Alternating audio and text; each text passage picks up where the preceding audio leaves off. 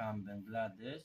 His first day is we go is make size married certificate, and this day also is come Muslim, yeah?